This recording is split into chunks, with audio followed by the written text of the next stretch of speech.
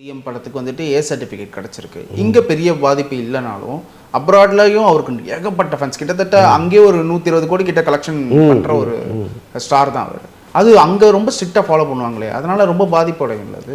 கட்டாயமாங்க. இதை வந்து ஏன் இயக்குனர்கள் புரிஞ்சுக்க மாட்டேங்கிறாங்கன்னு எனக்கு தெரியவே இல்லை. இப்போ பாருங்கள், கூலி படம் ரஜினி சார் வந்து அப்ராடில் எவ்வளவு பெரிய ஓப்பனிங் படங்களுக்கெல்லாம் பல கிலோமீட்டர்கள் தாண்டி வந்தெல்லாம் குடும்பத்தோடு படம் பார்ப்பாங்க வெளிநாடுகளில். அப்போ அவங்க குடும்பத்தோடு வரும்பொழுது குழந்தைகளுக்கெல்லாம் அனுமதி இல்லைன்னா அந்த குடும்பம் திரும்பி போகும். 500 கிலோமீட்டரு 600 கிலோமீட்டர் தள்ளி வீட்டுக்கு போகும். அப்போ அவங்க மனநிலை என்னவாக இருக்கும்? அப்போ இது போன்ற ஆக்ஷன் பட இயக்குனர்கள் என்ன பண்ணுறாங்கன்னா, ஒரு அளவு இருக்கணும் அந்த வன்முறையில். அளவு தாண்டிய வன்முறையை அவங்க அனுமதிக்கவே கூடாது. அவங்களே முதல்ல கட் பண்ணிட்டு சென்சாருக்கு போகணும். அப்போ தான் அது குடும்பத்தோடு பார்க்குற படமாக இருக்கும். என்னென்னா இப்போ இங்கே இருக்கிற இயக்குனர்கள் எல்லாமே நீ எத்தனை யூனிட் ரத்தத்தை கொட்டின, நான் அதை விட ஒரு 10 யூனிட் சேர்த்து கொட்டுறங்கிற மனநிலையோடு வராங்க. அது ரொம்ப அருவருப்பாக இருக்குது. அதை முதல்ல அந்த ஆட்டிடியூடை அவங்க மாற்றணும். ஏன்னா இப்போ கேவிஎன் நிறுவனம் வந்து ஒரு 500 கோடி ரூபா அதில் இன்வெஸ்ட் பண்ணியிருக்காங்கன்னா அட்லீஸ்ட் அந்த 500 கோடி திருப்பி எடுத்துடலாமாங்கிற ஒரு மனநிலையோடு தான் வருவாங்க. நீங்கள் இப்போ அதை ஏ சர்டிஃபிகேட் வாங்கி கொடுத்துட்டீங்களே என்ன ஆகும் யோசிச்சு பாருங்கள். எவ்வளோ குடும்பங்கள் பிள்ளைகளுக்காக வீட்டிலே இருந்துருவாங்க. பிள்ளைய விட்டு நான் எப்படிங்க படம் பார்க்க முடியும் அப்படின்னு கேட்டு இருந்துருவாங்க. இதுதான் ரிசல்ட்டாக வரப்போகுது. நீங்கள் என்ன தான் தமிழ்நாட்டில் வந்து ரசிகர்கள் கொண்டாடி இல்லை நம்ம தலைவர் படத்தை நம்ம 10 தடவை பார்க்கணும், இதை ஓட வைக்கணும் மனநிலையோடு வந்தால் கூட ஒரு குடும்பம் மனநிறைவோடு வந்துட்டு போகணும். அப்படி தான் நீங்கள் படம் எடுக்கணும். அது ஏன் இந்த இயக்குனர்களுக்கு புரிய மாட்டேங்குதுன்னு தெரியல. இப்போ நான் பகவந்த் கேசரி பார்த்துருக்கேன். அந்த படத்தில் ஒன்றும் பெருசாக வன்முறை இருக்கிற மாதிரி தெரியல. ஆனால் இவங்க வந்துட்டு வன்முறையை ட்ரெய்லர் பார்த்த வரைக்கும் அதே வந்து அந்த ரத்தத்தெல்லாம் ஒரு நக்கிற மாதிரிலாம் இருக்குது. பட் அந்தளவுக்கு ஒன்றும் இப்போ இருக்கிற கம்பேர் பண்ணும்போது அவ்வளோ பெரிய வன்முறை இல்லை. வேணும்னே ஏன் கொடுத்துருக்காங்களோ?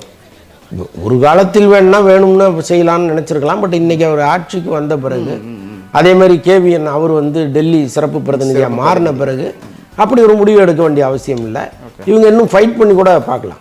இல்லை யூஏ கொடுங்கன்னு கூட ஃபைட் பண்ணியிருக்கலாம். பட் அவங்களுக்கே தெரியுது இந்த காட்சிகள் வந்து கொஞ்சம் ஓவராக இருக்குது அப்படிங்கிறது. ஸோ அதனால் அக்செப்ட் பண்ணிட்டு வந்துட்டாங்க. பட் அதை தவிர்க்கணும், எதிர்காலத்திலேயே தவிர்க்கணும். இப்போ இவங்க விஜய் சாரின்மே நடிக்க போகிறது இல்லை. பட் அந்த சிவநாத் இனிமேல் தொடர்ந்து படங்கள் பண்ண தானே போகிறாரு. இதை கருத்தில் வச்சுக்கணும். ஒரு நம்ம படத்தை குடும்பத்தோடு வந்து பார்க்கணும். அப்போ தான் நாம் சரியான இயக்குனருங்கிற எண்ணத்தை ஒவ்வொருத்தரும் உருவாக்கிக்கணும். ஜனநாயகன் வந்து ஆன்லைனில் லீக் ஆகிருக்கு. ஆனால் ஒரு மீம் ரொம்ப வைரலாக இருக்குது, நீங்கள் பார்த்துருப்பீங்கன்னு நினைக்கிறேன்.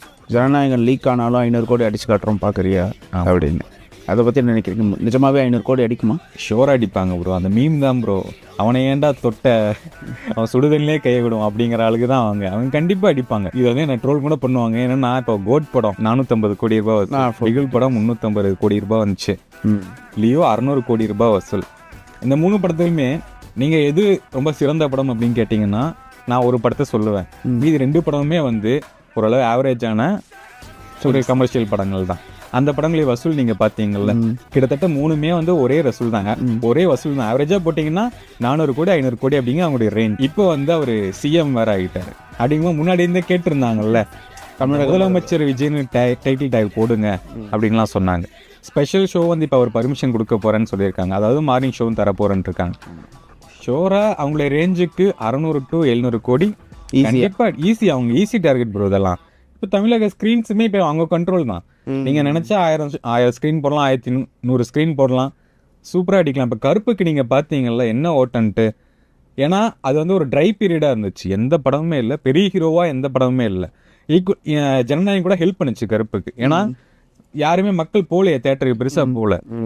சரி சூர்யா சார் வர ஒரு நியூட்ரலான ஹீரோ, எல்லாத்துக்கும் பிடிக்கும் அப்படிங்கிற மாதிரி போயிட்டாங்க. விஜய் சார் அப்படிங்கும்போது அவருடைய மார்க்கெட் தெரியும், அந்த ஃபேமிலி ஆடியன்ஸ், அவருடைய ரசிகர் பட்டாளம் ஷோராக அடிப்பாங்க. 700 கோடி அப்படிங்கிறதெல்லாம் அசால்ட்டாக அடிப்பாங்க. மேபி கொஞ்சம் இருந்திருந்தா தமிழ் சினிமாவுடைய முதல் 1000 crore அப்படின்னு கூட கொஞ்சம் சொல்லலாம், போயிட்டு வந்திருக்கலாம், டச் பண்ணியிருக்கலாம். ஷோராக அடிப்பாங்களான்னு தெரியல, கிட்டத்தட்ட போயிட்டு வந்திருக்கலாம்.